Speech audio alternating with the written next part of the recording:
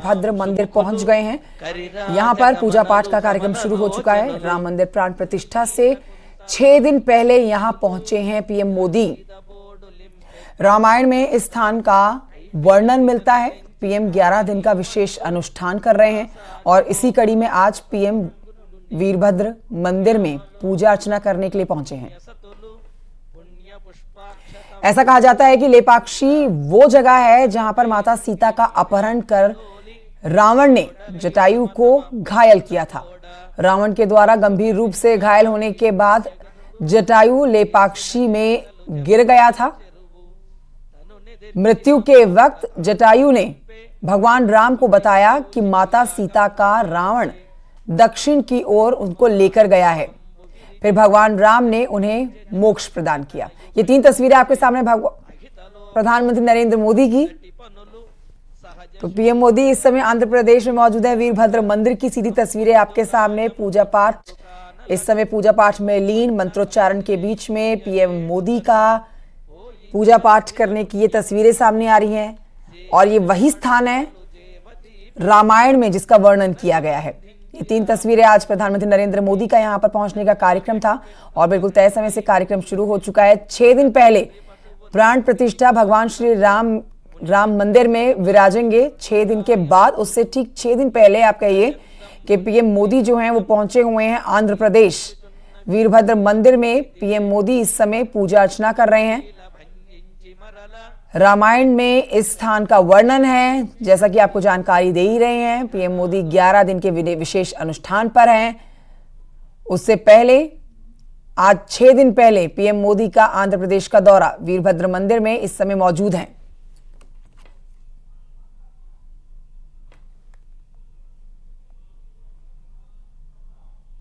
दासोऽहं कौसलेन्द्रस्य रामस्य क्लिष्टकर्मणः।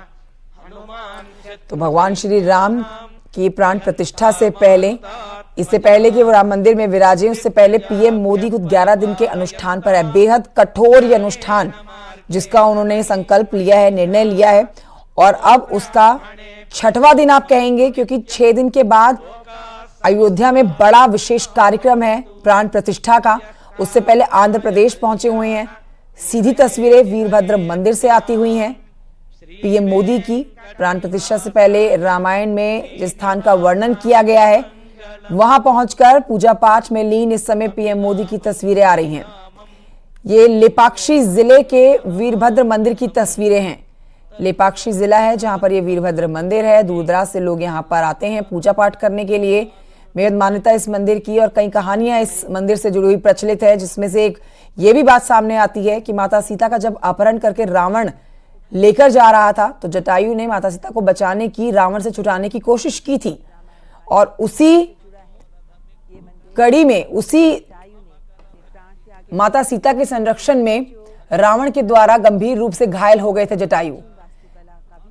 मान्यता है कि जटायु लेपाक्षी में ही गिरे थे और मृत्यु के वक्त जटायु ने भगवान राम को सारी बात बताई कि रावण सीता मैया का अपहरण करके दक्षिण की ओर लेकर जा रहा है।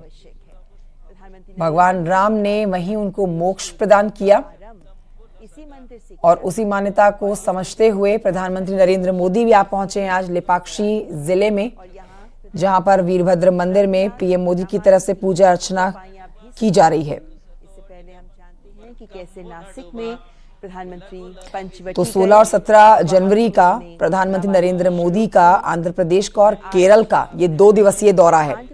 इस 2 दिवसीय दौरे में आज पीएम मोदी आंध्र प्रदेश में मौजूद है, आगे केरल भी जाएंगे। निर्धारित कार्यक्रम है उनके कुछ।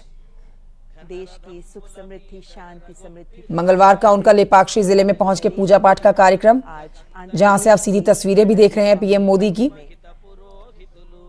अजय, आप हमारे साथ इस वक्त जुड़े हुए।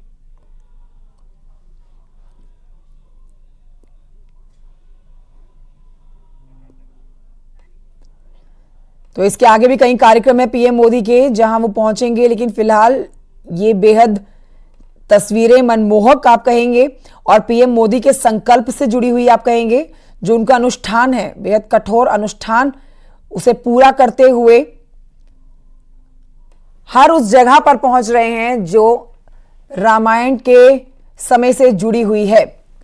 रामायण में भी इस जगह का उल्लेख किया गया है। प्राण प्रतिष्ठा से पहले पूजा पाठ करने के लिए पहुंचे हैं आंध्र प्रदेश वीरभद्र मंदिर में पीएम मोदी। 2 दिन के दौरे पर हैं यहां पर मोदी। लेपाक्षी जिले के वीरभद्र मंदिर में इस समय मौजूद हैं। और आपको यह भी जानकारी दें कि इस कार्यक्रम में जहां इस समय पीएम मोदी मौजूद है, यहां पर आंध्र प्रदेश के राज्यपाल एस अब्दुल नजीर और मुख्यमंत्री वाईएस जगनमोहन रेड्डी भी पहुंचे हुए हैं पीएम मोदी के साथ। स्वागत उनका किया गया प्रधानमंत्री नरेंद्र मोदी का इनकी तरफ से। इस कार्यक्रम में इस स्थान पर भी ये मौजूद हैं। 2 तस्वीरें आपके टेलीविजन स्क्रीन पर। आप अक्सर प्रधानमंत्री नरेंद्र मोदी को ऐसे ही पूजा पाठ में लीन देखते हैं। एक बार फिर से राम मंदिर प्राण प्रतिष्ठा से पहले ये जो तस्वीरें आई हैं बेहद मनमोहक है। इसके आगे भी ऐसी ही तस्वीरें आपको आगे मिलती रहेंगी, क्योंकि प्राण प्रतिष्ठा से पहले अयोध्या में भी पूजा पाठ का कार्य शुरू हो चुका है और पीएम मोदी ने जो अनुष्ठान लिया है उसको लेकर भी वो पूजा पाठ के सिलसिले में लगे हुए हैं।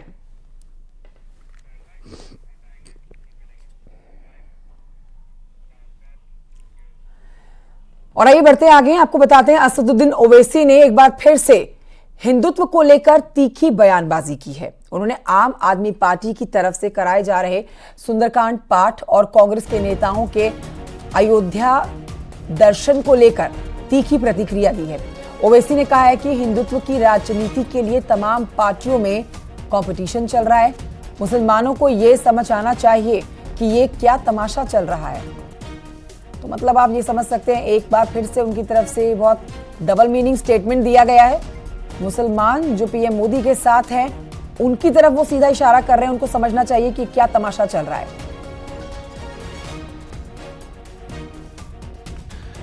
कि कोई कह रहा है कि मैं सरयू नदी में चले आऊंगा, कोई कह रहा है कि राष्ट्रपति को नासिक आया जाए, कोई कह रहा है कि ये पाठ पढ़ाया जाएगा शिक्षा सेंटर में और जहां पर अस्पताल में पढ़ाया जाएगा। तो आप तो नरेंद्र मोदी की राह पर चल रहे हैं, जो वो कर रहे हैं आप वही करना चाह रहे हैं। तो आप में बीजेपी आरएसएस में क्या फर्क रहा है? तो मैं फिर से कह रहा हूं कि इस देश में मेजॉरिटी कम्युनिटी के वोट को कैसे हासिल किया जाए उसका कॉम्पिटिटिव हिंदुत्व हो रहा है। और मैं इस देश के मुसलमानों से अपील कर रहा हूं कि आप लोग देखिए ये जो खेल हो रहा है इसमें क्या हो रहा है बताइए। कॉम्पिटिटिव हिंदुत्व की पॉलिटिक्स को अपनाया जा रहा है। अगर अभी भी इस देश के सेकुलर जहन रखने वाले हमारे हिंदू भाई और मुसलमान जो इसको नोटिस नहीं लेंगे तो फिर नुकसान किसका होगा? भाई आपको शिकायत मुझसे होगी, बताइए इस पर क्या बोलेंगे आप? ये जो सब तमाशे किए जा रहे हैं ये क्या है? फिर बोलिए सरयू नदी को जाएंगे, कोई बोला कि नासिक को आया जाए, कोई कहा जा रहा है कि ये पाठ पढ़ाया जाएगा, हनुमान चालीसा पढ़ाया जाएगा स्कूल्स में, अस्पतालों में। क्या हो रहा है फिर ये? क्या ये कॉम्पिटिटिव हिंदुत्व नहीं है? क्या ये मेजॉरिटी कम्युनिटी के वोट को हासिल करने की पूरी कोशिशें नहीं की जा रही हैं? फिर ये कहां पर सेकुलरिज्म दफन हो गया? असदुद्दीन ओवैसी के बाद आपको बताएं कि राहुल गांधी का प्राण प्रतिष्ठा को लेकर बयान आया है सामने। राहुल गांधी कहते हैं कि कार्यक्रम धार्मिक नहीं राजनीतिक है, ये आरएसएस और मोदी का कार्यक्रम है, हम प्राण प्रतिष्ठा में नहीं जाएंगे। आप सीधे बोल रहे हैं, हम प्राण प्रतिष्ठा में नहीं जाएंगे क्योंकि आरएसएस और मोदी का कार्यक्रम है।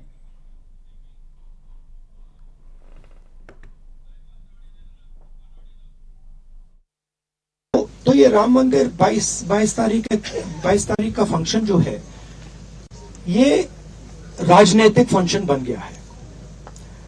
हिंदू धर्म के जो हमारे लीडर्स हैं, जो अथॉरिटीज हैं, उन्होंने कहा है कि वो नहीं जा पाएंगे क्योंकि ये राजनीतिक फंक्शन बन गया है। आरएसएस ने, बीजेपी ने 22 तारीख को एक चुनावी flavour, election flavour, political flavour दे दिया है।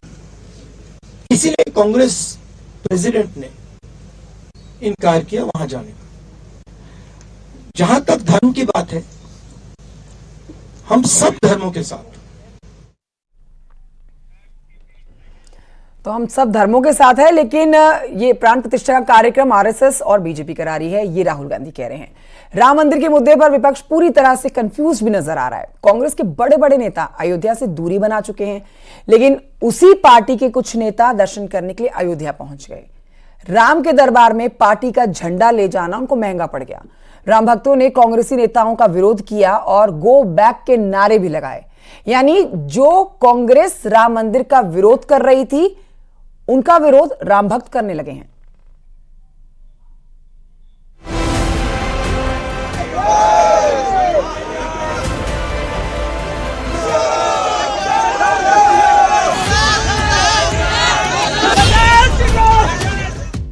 सोनिया गांधी अयोध्या नहीं जाएंगी, राहुल गांधी अयोध्या नहीं जाएंगे। मल्लिकार्जुन खड़गे ने न्योता ठुकरा दिया, लेकिन कांग्रेस की एक टुकड़ी सरयू में डुबकी लगा रही है, जय जय श्री राम का उद्घोष कर रही है।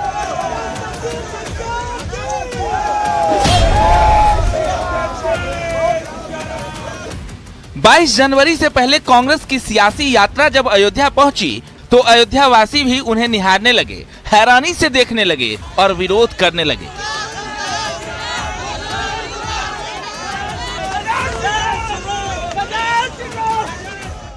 आखिर यह आस्था की डुबकी है या फिर कुछ और?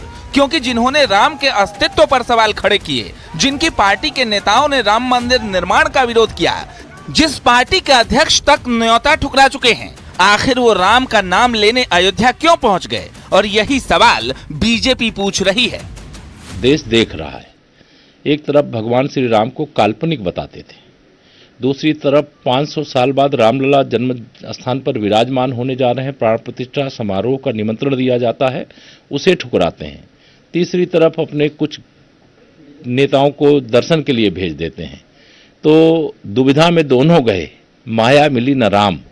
मतलब यह भगवान श्री राम के जन्म स्थान पर उनके विराजमान होने का विषय नहीं है, ये गुलामी की मानसिकता से मुक्ति का समय है। प्राण प्रतिष्ठा के विरोध की आंधी में पूरा गांधी परिवार है। विपक्षी नेताओं का भी विरोध में साथ मिल रहा है, लेकिन कुछ एक नेता हर दल से हैं जो अकेले दम पर खुद को राम भक्त बता रहे हैं और राम को सियासत से दूर रखने की बात कह रहे हैं।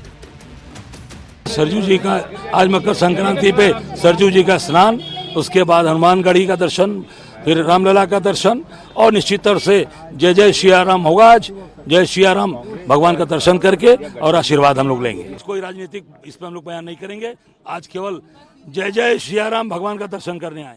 आज संक्रांत का दिन है। संक्रांत का दिन बहुत शुभ होता है, बहुत मान्य होता है और संक्रांत के दिन हम लोग यहाँ पर आकर मंदिर में मत्था टेकना चाहते थे, पूजा अर्चना करना चाहते थे, जो हमारे पूर्वजों ने की है। हम रामलला के दर्शन के लिए आए हैं। इसको पॉलिटिकल बताना भाजपा की गलती है, भाजपा का पाप है। असलियत ये है कि भारतीय जनता पार्टी धर्म के नाम पर गंदी राजनीति कर रही है। आखिर इंडिया गठबंधन में इतना कंफ्यूजन क्यों है? आखिर क्यों एक तरफ पार्टी के अध्यक्ष अयोध्या से दूरी बना रहे हैं तो दूसरी तरफ पार्टी के छोटे छोटे नेता सरयू में डुबकी लगा रहे हैं? क्या ये सियासी हथकंडा या विरोध करने या नहीं करने का नया फंडा है? क्योंकि खड़गे नहीं गए, अजय राय अयोध्या पहुंचे, सोनिया नहीं जाएंगी, सुप्रिया पहुंच गई, राहुल नहीं जाएंगे, दीपेंद्र हुड्डा चले गए। यानी एक तरफ विरोध तो दूसरी तरफ राम का उद्घोष। एक ही सिक्के के दो पहलू हैं। लेकिन क्या इससे कांग्रेस 100 करोड़ सनातनियों को जोड़ने में कामयाब हो जाएगी या फिर इसी कंफ्यूजन में 24 का चुनावी रण भी गवा देगी? ये बड़ा सवाल है। Bureau report, news 18।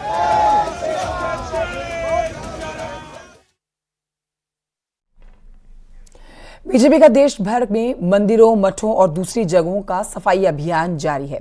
इसी कड़ी में केंद्रीय मंत्री अनुराग ठाकुर दिल्ली के राजीव चौक स्थित हनुमान मंदिर में साफ सफाई करते हुए नजर आए। मीडिया से बातचीत भी उन्होंने की।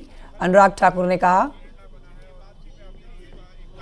कांग्रेस और समाजवादी पार्टी पर उन्होंने निशाना साधा। 2024 को लेकर अपनी जीत पक्की बताई और पीएम मोदी के सफाई के इस अभियान को आगे बढ़ाया।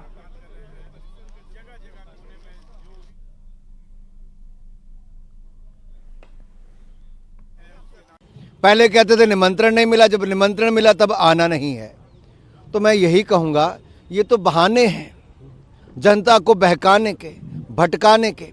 इन्होंने राम मंदिर के निर्माण को लटकाया भी, भटकाया भी, अटकाया भी। ये तो भगवान राम को काल्पनिक बताते हैं, राम सेतु को काल्पनिक बताते हैं। और ये तो वहाँ पर फिर बाबरी मस्जिद बनाने के लिए पूरी कांग्रेस पार्टी और गठबंधन दल खड़े थे, अपने वकील खड़े करते थे। लेकिन ये तो राम भक्तों ने लड़ाई लड़ी है, संघर्ष किया है। तो बीजेपी का सफाई अभियान लगातार जारी है। इसी कड़ी में देश के रक्षा मंत्री राजनाथ सिंह भी सुबह सुबह मंदिर पहुंच गए। लखनऊ में हनुमान सेतु मंदिर में साफ सफाई उन्होंने की। रक्षा मंत्री के साथ बीजेपी के तमाम कार्यकर्ता भी सफाई के कार्य में जुटे हुए नजर आए। पूरी शिद्दत से रक्षा मंत्री राजनाथ सिंह ने सफाई की है और न सिर्फ सफाई की बल्कि बजरंग बली का आशीर्वाद भी लिया।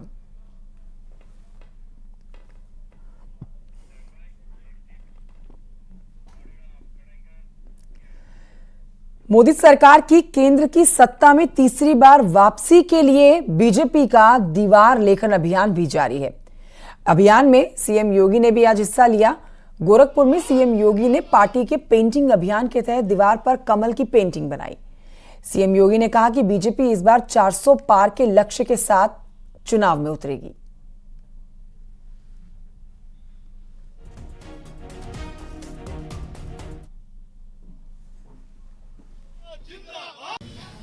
दो 2024 का हम सबका एक ही संकल्प होना है, एक बार फिर मोदी सरकार भारतीय जनता पार्टी को इस बार 400 पार के लक्ष्य के साथ भारतीय जनता पार्टी को के बीच जो विपक्षी दलों ने खाई पैदा की थी वो चुनाव दर चुनाव अब खत्म हो रही है, क्योंकि चाहे मुस्लिम महिलाओं के हित में 3 तलाक का खात्मा हो या फिर मुस्लिमों के लिए लाभकारी योजनाएं लाना हो, जिसका फायदा सीधा अल्पसंख्यकों को मिल रहा है। ऐसे में इसका संदेश पहुंचाने के लिए बीजेपी शुक्रिया मोदी भाईजान कार्यक्रम चला रही है।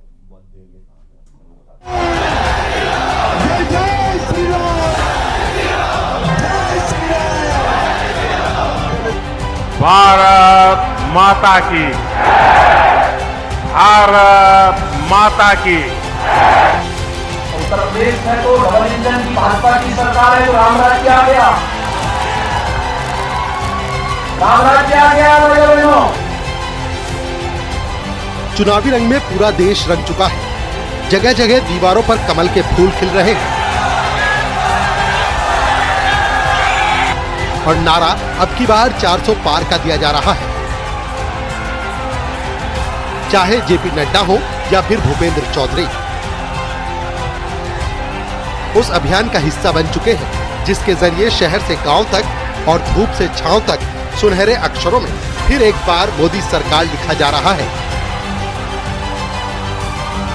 और उत्तर प्रदेश में हम सभी कार्यकर्ता हमने आज यहाँ अयोध्या में प्रारंभ किया है। आप देख रहे हैं दीवार पर कमल चुनाव चिन्ह अंकित अभी हमने किया है और हम पूरे प्रदेशवासियों से अपील करते हैं, जहां भी साफ सुथरी दीवार हो, बेहतर ढंग से सुव्यवस्थित ढंग से एक बार फिर मोदी सरकार और चुनाव चिन्ह कमल का फूल अंकित करके उत्तर प्रदेश के विकास में, चतुर्मुखी विकास में सहायक बने, भागीदार बने। लोकसभा चुनाव में रिकॉर्ड जीत के लिए बीजेपी एक साथ कई अभियान चला रही है। घर घर दस्तक दी जा रही है और युवाओं से लेकर महिलाओं तक को पार्टी से जोड़ा जा रहा है, जिसमें नजर अब बीजेपी की अल्पसंख्यक वोट बैंक पर है। इसके लिए अल्पसंख्यक मोर्चा ने शुक्रिया मोदी भाईजान अभियान की शुरुआत की है। दरअसल मुस्लिम समाज को एकजुट करने की कोशिश है। मुस्लिमों के हित में लिए गए फैसले की जानकारी दी जा रही है, मुस्लिमों को मिल रही योजनाओं की जानकारी दी जा रही है। 3 तलाक के मुद्दे पर मुस्लिम महिलाओं का साथ मिल रहा है। यानी बीजेपी की नजर उस वोट बैंक पर है जिससे 80-20 के फासले को कम किया जा सके और 100% वोट बैंक को पाले में लाया जा सके। मोदी मेरा भाईजान का आग्रह शुक्रिया है, अदा करने के लिए हम सब इकट्ठा हुए सुबह हैं। से बहुत किस लिए आए हैं आप ये पंपलेट हाथ में? हमारे प्रदेश अध्यक्ष मैं हिना शेख आदरणीय भूपेंद्र समाज सिंह सेविका चौधरी जी, बिजनौर से आई हूँ। हम जिनके अपने माध्यम माननीय से जो प्रधानमंत्री जी का योजनाएं शुक्रिया बनती अदा करने के लिए और केंद्र लखनऊ तक में आज जाती हैं, आए हैं और दिल से जिनसे तहे दिल से शुक्रिया अदा आपके लिए करूंगी योजना जो हमें बनकर योजनाएं आती है, थी, हमें आपकी खुल बात के जीने का पहुंचती अधिकार है। दिया जो और आपकी किसी सरकार बात कोई सरकार नहीं दे पाए। भारतीय आज हम जनता पार्टी खुले दिल के से अपने माध्यम मोदी से भाईजान का शुक्रिया अदा करेंगे। यानी पिछड़ा दलित स्वर्ण के बाद मुस्लिमों को साधने की योजना तैयार हो चुकी है। एक छोटे से ब्रेक के लिए यहाँ रुकना होगा।